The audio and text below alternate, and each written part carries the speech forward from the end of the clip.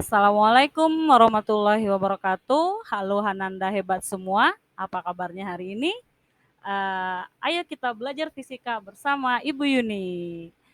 Nah, tidak terasa materi kita sudah sampai ke bab fluida dinamis ya.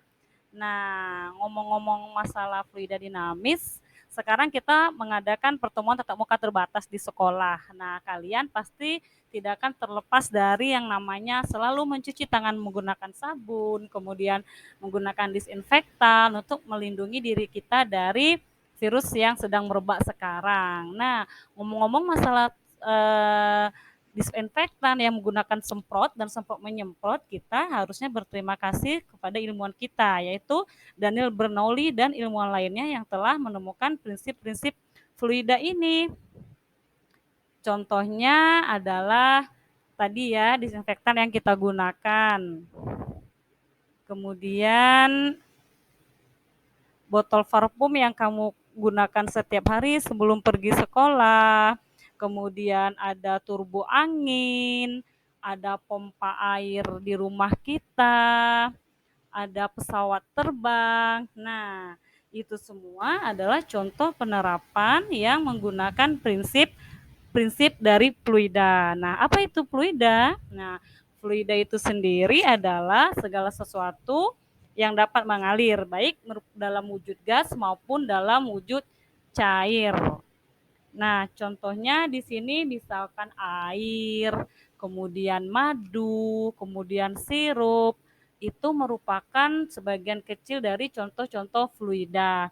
Nah, bicara tentang fluida dan akan kita bahas masalah fluida dinamis, kita harus menggunakan keadaan kondisi tertentu. Artinya tidak semua hal bisa kita gunakan. Nah, di sini kita akan menganggap fluida yang akan kita bahas ke depannya adalah fluidanya sangat ideal. Nah, adapun ciri-ciri fluida ideal, yang pertama, fluida tersebut tidak termampatkan. Artinya fluida itu sehingga dia tidak akan mengalami perubahan volume. Kemudian yang kedua, alirannya laminar atau alirannya itu mengikuti alur tertentu. Dan bisa juga alirannya itu adalah tunak, artinya alirannya mempunyai kecepatan di setiap titiknya adalah konstan. Kemudian yang berikutnya, alirannya fluida tersebut tidak kental atau tidak punya viskositas sehingga fluida tersebut tidak mengalami gesekan.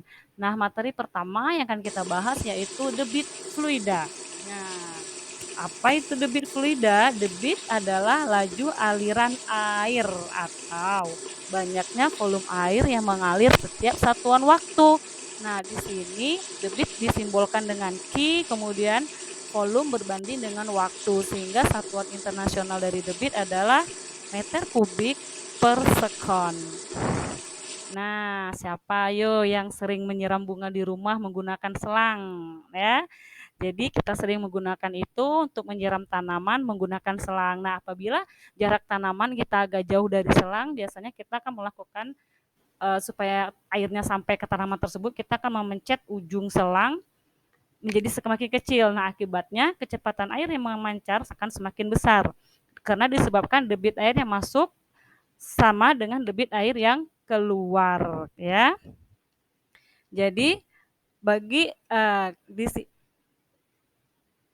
prinsip dari selang tadi itu nanti kita katakan sebagai persamaan kontinuitas atau azas kontinuitas. Nah, jadi di sini nanti aliran fluida yang melewati pipa dengan luas penampang berbeda, maka fluida itu mengalami desakan perubahan luas penampang yang dilewatinya sehingga menyebabkan air yang mengalir melalui penampang itu harus sama dengan jumlah fluida yang mengalir melalui penampang yang kecil. Artinya, jadi jika luas penampangnya dipersempit, maka kecepatan aliran air akan semakin besar dan ini akan menghasilkan persamaan dari debit fluida, artinya debitnya sama. Nah, A1 nanti V1 sama dengan A2 dikalikan dengan V2. Ya, itu persamaan kontinuitas. Kita akan masuk ke berikutnya. Nah, siapa yang pernah melihat orang sedang memadamkan api, petugas pemadam kebakaran bekerja, mereka akan membawa selangnya pada suatu titik tertentu sehingga dapat menyemburkan air dengan sempurna. Ya, ini salah satu prinsip dari persamaan dan Bernoulli ya. Nah, persamaan Bernoulli ini dia ada perbedaan ketinggian dari pipa. Bernoulli ini mendapatkan persamaan itu didasarkan pada konsep bahwa energi di fluida yang mengalir adalah konstan. Jadi selama fluida mengalir dalam pipa, energi yang dialaminya tidak akan bertambah atau tidak akan berkurang. Nah, yang dibahas di sini ada 3 energi, yaitu energi tekanan, energi kinetik, dan energi potensial.